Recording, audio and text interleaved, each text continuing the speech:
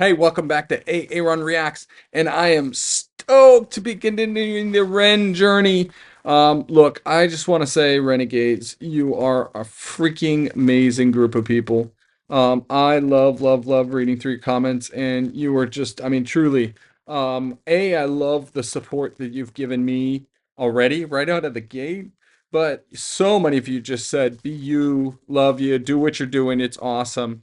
And I appreciate that. And so I will be putting on subtitles in this.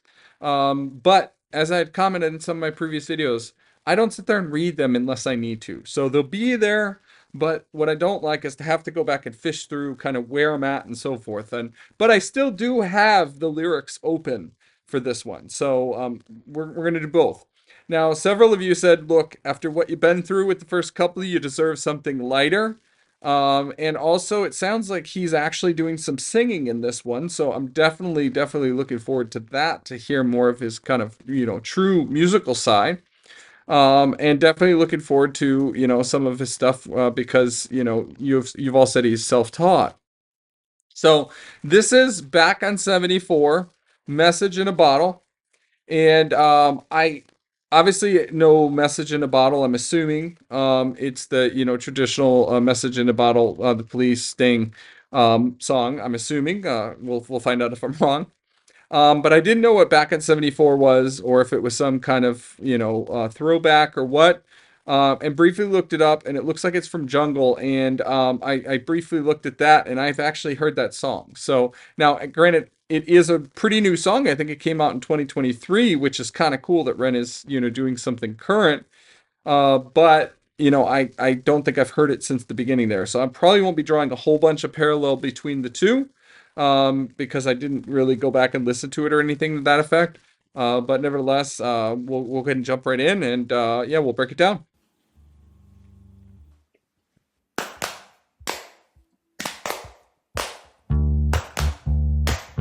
Nice.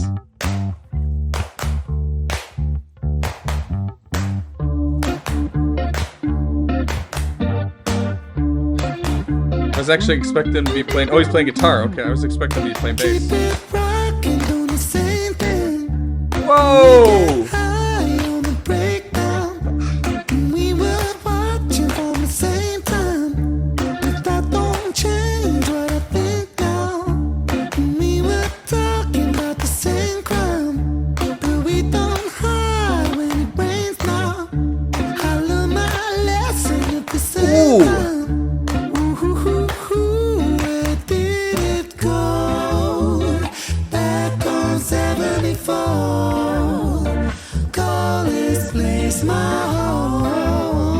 Never gonna cry anymore. Where did it all go? Ooh,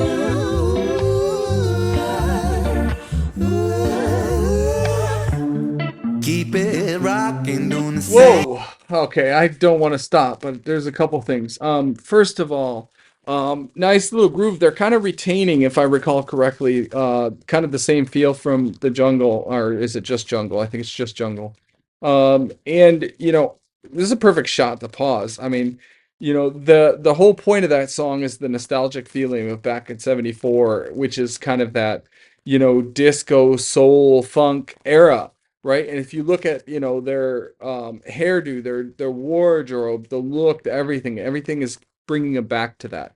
And this groove feels really nice. Really cool to hear and see Ren on the guitar there. And he sounds great, but my gosh, his singing.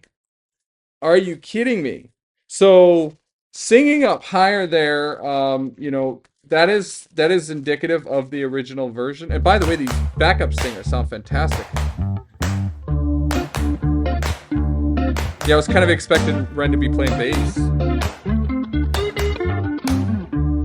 Keep it rocking, doing the same. Yeah, so keep it rocking. That is actually sung by females in the original, I believe, and it has that same sound, but it almost feels like he's retaining um more of like the blend here from what I'm guessing when he gets into Message of the Bottle is going to be more from like a Sting sound. But my gosh, he sounds like an accomplished singer. And if he's self-taught, this is unreal. There's so many things that he's doing, and he seems so comfortable here. His body language, right? He doesn't just say hi, he says hi. Like he's whole. Oh my gosh. We get high on the breakdown. We were watching from the same time. But that don't change what I think now. Okay, here we go, I think. We were talking about the same crime. Yeah, so the way he emphasized talking, and then I think the next line as well, I forget what the words are, but We don't hide when it rains now. I learned my obviously I'm not a lesson singer, at the so it's same terrible. time. Ooh, The lesson, that was the one I heard. I love the way he emphasizes lesson. don't hide when it rains now.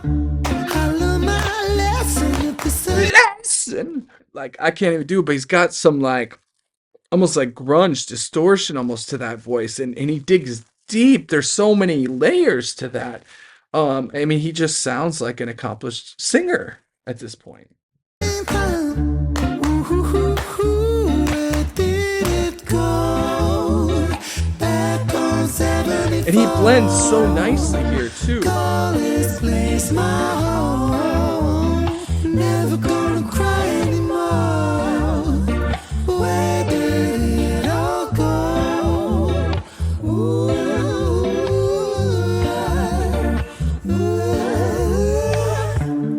Keep it rocking, doing the same thing. We get high. So on the different breakdown. We were watching from the same time. But that don't change what I think now. And we were talking about Yes! the same time. But we don't hide when it rains down. I learned my lesson at the same time. Ooh, And I love the we don't. but we don't hide when it rains down. I learned Hitting my hard. lesson at the same time. Ooh, where did it go? Back on really not just you. What? This place my home. Never gonna cry anymore. Okay, Ren. Where did it let it go? Let it go. Let it go. Let it go. Let it go. Let it go. Let it go.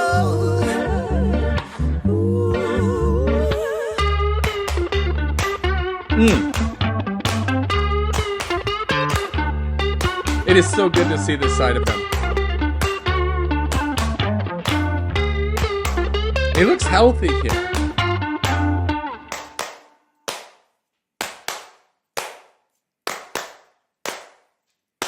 Let's take 'em back to 1714. Inherently poor, myself on the Breakdown. talk What? is secondary. First, my specialty, naughty bars on the Take down. rap like nicotine, sound so addicting. Click, click, zibble, flip, caddy, daddy, hit the green, soak up. Oh! Dopamine. I mean, dope scheme, take more head than the blade of a guillotine. Filipina, you should have seen her. She likes girls, but I turn Tina. Angelina, wanna raid her tomb. Ocarina with the Zelda moves, sound so smooth. Wax strip groove, don't Bro's stay still, got wanna make that move. bars. Thought for food, color scheme nude, massive like jungle, shy but rude. And the world is yours, that's a Nas shout out with an awkward pause. Cause the world is flawed when the power makes money and the money makes wars. And the world is more than a place in space on a spinning ball. And for now that's all, back to 1974. Back on 74. Call this place my home. Never gonna cry anymore. Where did it all go?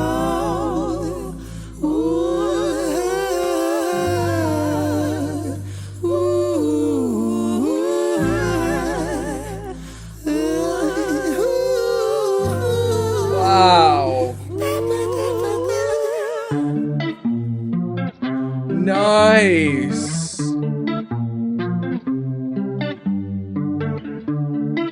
Just a lonely day, and all at last I see. No! Is that you? Cast away, nobody here but me. Oh, Dude. more loneliness than any man could bear. Rescue me before I fall into despair. Oh, sending out an SOS. Sending out an SOS. Sending out an SOS. Wow. Sending out an SOS. Message in the bottle, yeah. Message in the bottle. Wow.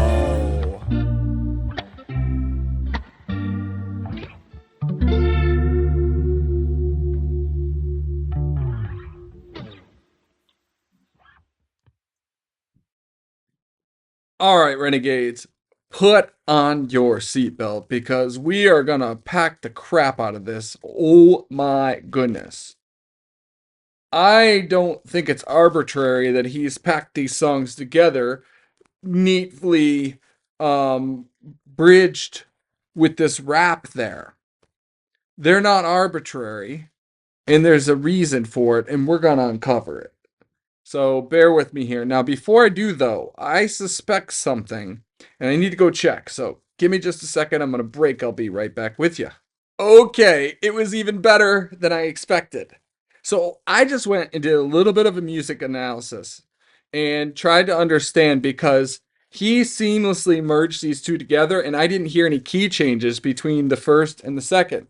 And sure enough, he changed the key from the original version of back at 74 from Jungle, and also changed the key for Message in the Bottle so that they seamlessly worked together and he didn't change the key. And it was just such an incredibly beautiful transition. I want to hear that again. But sure enough, he actually just made that work. Um, the other thing is that the back at 74 from Jungle was quite a bit faster than what he did here. This sets it up to be a little bit more grooving and allow more expression, which also matches the message in the bottle. So it seamlessly goes together. Now, you also heard Let It Go in the end, which, Elsa, anybody? Frozen? Which was there from back in 74, but he added that to Message in a Bottle to kind of create a little bit of continuity from those. But let's talk a little bit about what he's doing with this meaning, because some of this runs deep and I want to really understand it, right? So, lyric wise, let me pull up the lyrics for back in 74. The idea here is 74 is this place back where he calls, call this place my home. And I noticed also, and I don't recall if he had done it in the original version or not, but they claim back at 74 is when I noticed you. So that's the time I met you. So that's the nostalgia here. That's the song, is it's going back to when, he first met this person, which I'm guessing the narrator, it's a lover. But if we can hear how Ren did this, it was just incredible. All right, here. So here's the biggest clue is back in 74 when I noticed you, but also listen to how Ren performs this. Oh my goodness. That was incredible. But he says when I noticed you, and he's just belting. And that is emphasizing that's the meaning of 74. That's what he, the character in this remembers. It's that nostalgia back at 74. Where did it all go? Did it go back on 74? When I noticed you. Jeez, oh Pete. Right? And so this concept of back at 74 is, first of all, we've got this, kind of funky bass line, disco influence, grooving that is kind of bringing back to that year 74, which is kind of suggesting that happy place of return. Sorry, I'm looking at the lyrics trying to kind of almost formulate what it's trying to say. Clearly it's this idea of reflecting on past experiences, but then it keeps saying, let it go, right? It keeps talking about it's that past, but then it's also saying, let it go. And so I feel like it's about learning and growth, right? I learned my lesson at the same time. So despite difficult or challenging moments, there was that line, "It don't hurt when it rains now." It's kind of this sense of acceptance and moving beyond pain. Then there's a lot of repetition. You keep me walking on the same line, let it go. It's kind of this cyclical process, so it almost feels like maybe the narrator is caught in a loop, possibly referring to kind of like being stuck in patterns or routines from the past, but also this desire to move on, let it go, right? So it's kind of that struggle. And then, call this place my home. So it's like a deep emotional attachment to that, as well as to another person when I noticed you. This rap, oh my gosh, this cat was throwing bars. I mean, he was slinging. I want to break this down though. And also, why is that rap here? What does it mean in this context? And how does it connect message in a bottle? Right? Why is it wedged in between? Because we know from Ren, nothing is arbitrary. Right? Nothing is ever arbitrary. Everything is deliberate. So why specifically? Right? And so let's kind of unpack that. Let me get to okay. Let's take them back to 74, inherently poor, myself on the breakdown. Right? So it's again going back to that 74.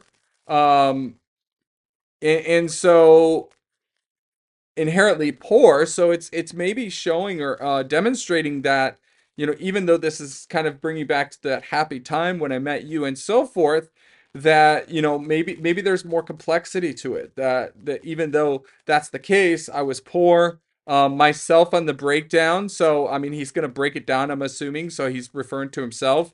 It could also have kind of a double entendre meaning of, having a breakdown, like an emotional collapse or something to that effect. um, Talk is secondary. First, my specialty. Naughty bars on the same town.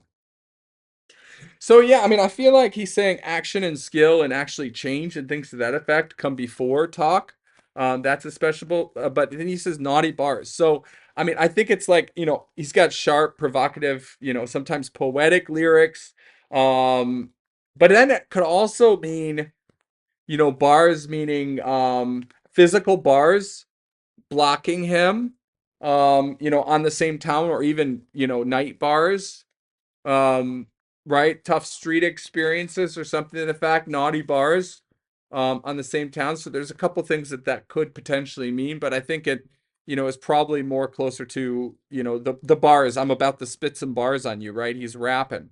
And in fact, yeah, the next line. So clearly that's it, because the next line is rap like nicotine sounds so addicting. My gosh, that is right. So nicotine, of course, is something that is addicting, that, is irresistible. Sounds so addicting, he says. And then click, click, zip, oh, flip. So I'm guessing that's like the sound of click, like lighting a cigarette with nicotine, and it's so addicting. Caddy Daddy hit the queen. I'm guessing it's, hit to achieve something important, or could also be like chess move hitting the queen or something to that effect, or succession, or something to that effect. But I think it's going back to rap, like he's about to achieve, hit the queen, go for it, hit the the top bar, so to speak. Okay, soap up dopamine. I mean, dope skin. So dopamine is obviously like the pleasure reward center, feeling good and so forth. Dope skin, could be direct, like having like cool or appealing skin, being attractive, confident, maybe a positive outer self image.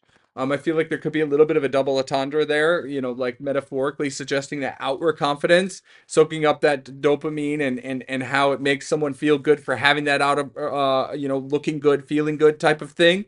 Um, but I think ultimately, he's feeling good about it. He's, about to bust some rhymes and so forth, and so forth. Take more head than the blade of a guillotine. Although I think he pronounces it guillotine, which is interesting. I remember thinking that. I've always said guillotine, but whatever.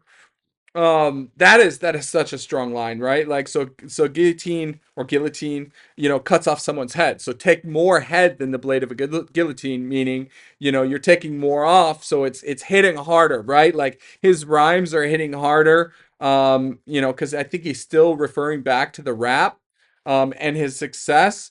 But I think that, here, that's just so strong. And I think it's like kind of violent metaphor for like dominance and prowess. Like this is, his vocal superior, lyrical superiority. Like you can't come with me. Now there's the concept of head the sexual innuendo, but especially when we talk about the guillotine, I certainly hope that we're not going down that path. Filipina, you should have seen her. She likes girls, but I turned Tina. Um, is that right? That's a little funky wording. It sounds right what I heard. I'm not gonna go back and double check. So, okay, so Filipina, you should have seen her. She likes girls, but I turned. So I think he's literally talking about a Filipina girl, like she was hot. You should have seen her. Now she likes girls, but I turn. So I turn her around. And I think it, is kind of more like turn the tide, this type of thing. But it could also, turn Tina could also be a reference to Tina Turner. Um, I'm not quite sure uh Turner Tina Turner. So I Turner. So I think that's the idea is it's a kind of the double play on that if you reverse those words. I think that's what he's trying to do there. Angelina want to raid her tomb, dude.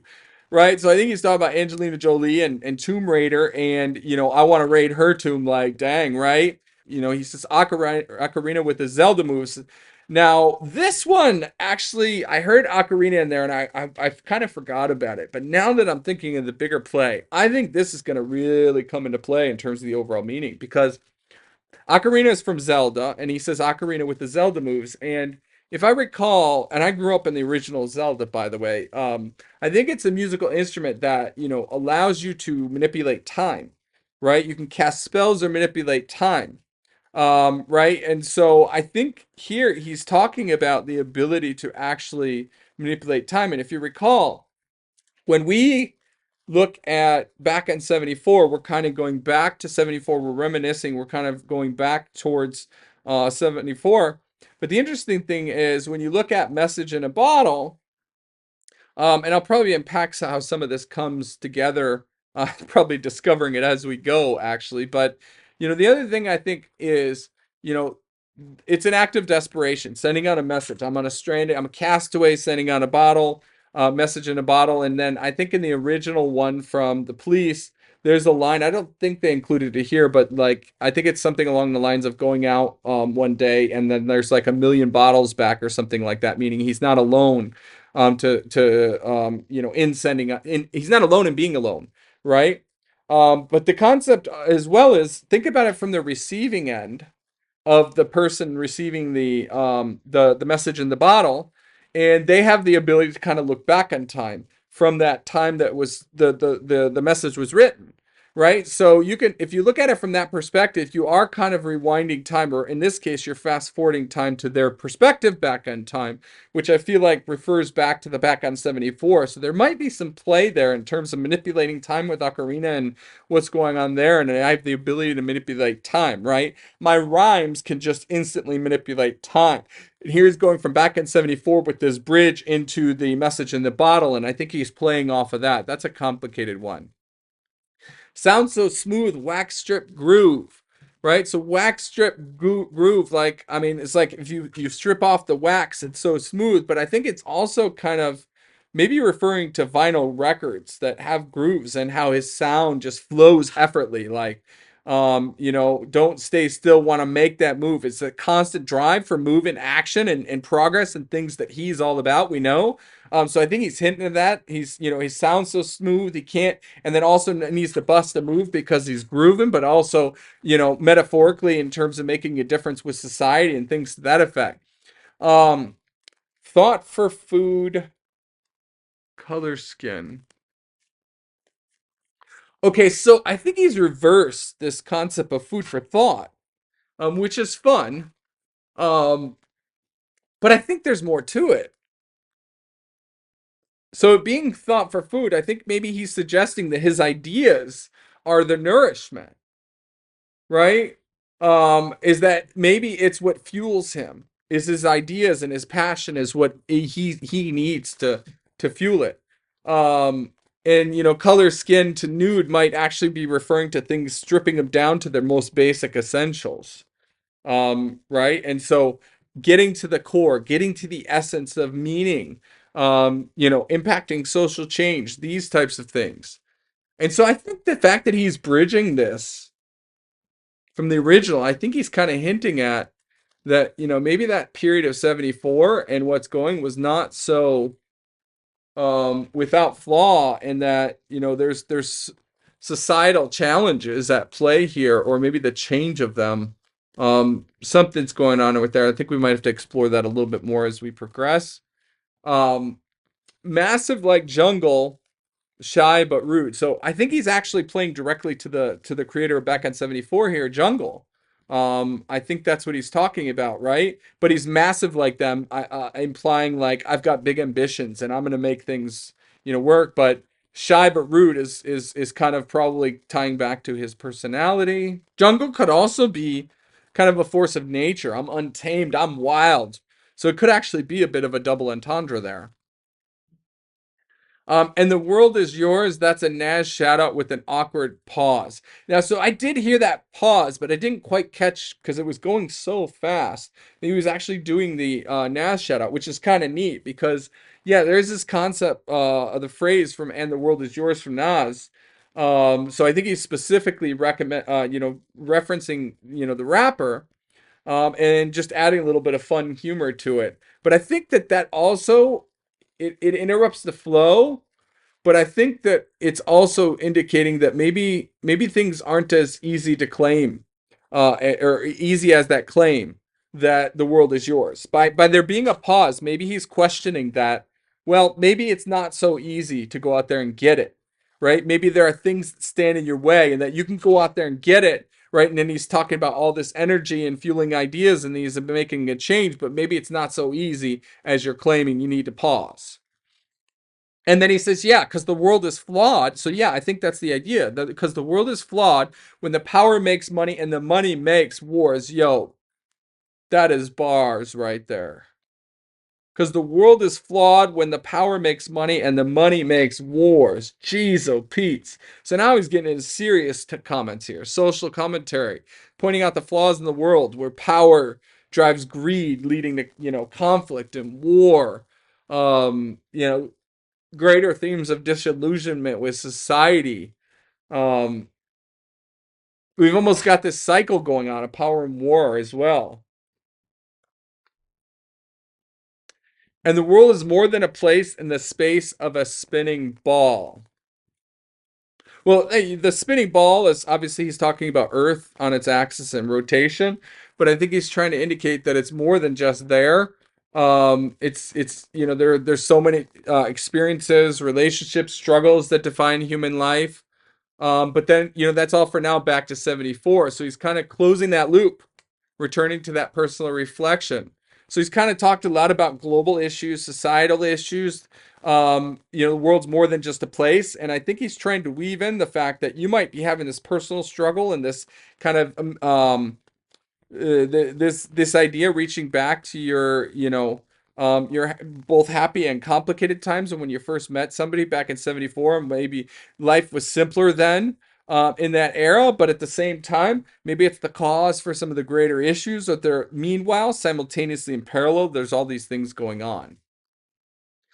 And then we get into Message in a Bottle, which I talked a little bit about already, but sending out an SOS. And then there's that over theme, Let It Go, which was from Back in 74. So they wove that Let It Go into Back in 74, right? So the idea of hope and just, trying to right, the idea of Message in a Bottle is there's somebody stranded, right? And here it's that never-ending hope and desperation that somebody's going to come to my rescue. Please find me. Send out a message, right? Sending out an SOS. But here they're saying, let it go, right? Don't get so backed up. You got to live in the present, right? And now again, now we go back to Ocarina, manipulating time. So we got this reflection back to 74, and this message in a bottle, sending something out to somebody in the future, reflecting back on our current, right? But enjoy the present. Let it go. Oh my gosh, this is deep. Dude is like, and how did he figure out how to pair back in 74 with Message in a Bottle? That is so wild because you're like, they're so different, but he's making them work. And then doing them in the same key, so there's this natural transition, and then adding that Let It Go to keep that spin with it, and that rap in the middle, that bridge between the two, kind of adds all this complexity and social issues to it. Wow.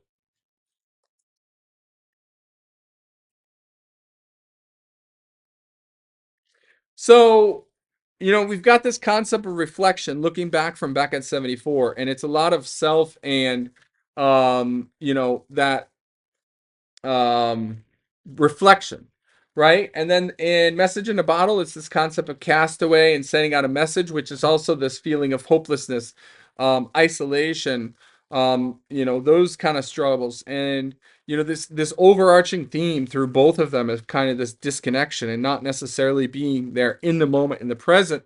And then I think he's using this rap as a little bit of wake up call, like, yo, meanwhile, all this is going on and you're worried about yourself, but society has bigger issues at play.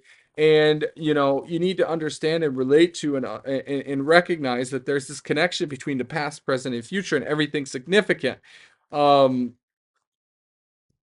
oh my goodness!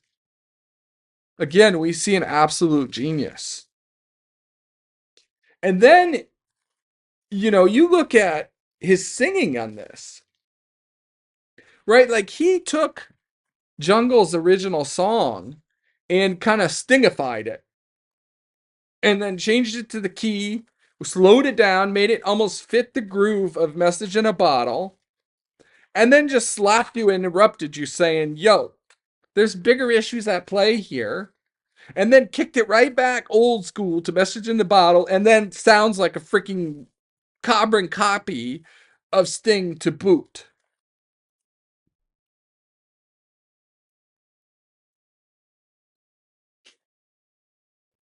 What? Like, oh my goodness, dude. He is not from this world, right? And by the way, I want to comment on this because I got some questions about this in my first high rent, and I feel like it's the case here. I made a comment in that, and I think I didn't explain it well, right? I think it's my fault. But I think there was, somebody made the comment like I didn't like that comment or something to that effect. I think I didn't explain it well. I made a comment in High Ren about, how in that I felt like he's like some AI from like 2050 brought back to a body that doesn't necessarily support him. And what I meant by that comment is that we're advancing AI at such a rapid rate that by in 20, 30 years from now, it's going to be so much more advanced than any human, like ridiculously, like leaps and bounds. I mean, we're talking, you know, perhaps millions of times more advanced, thousands certainly, right? And so there's no human that can represent how advanced this guy is. And so in order to do that, we got to go into the future, and we can't just look at a human in the future. We got to look at AI in the future, and then we got to bring him back. And then his body and it can't contain that future self. So he's doing his best to show and demonstrate it. And the best way he can do that is to demonstrate this in so much multiple art forms. That's kind of what I meant by that high Ren comment there. So I hope somebody didn't take disrespect and misunderstanding of that. That I was trying to compare him to some AI or something. My point was that he's so freaking advanced in what he's doing in his thought process and what he's trying to produce in the art that it's almost like you have to. Because he's so far beyond any other human. I feel the same way here, even though it's just music. Like the genius of what he has put together here, and the ability that the fact that he's taught himself to play the guitar, the fact that he's taught himself music, the fact that he's taught himself how to sing, and he sounds incredible. I mean, what he's doing here is unbelievable.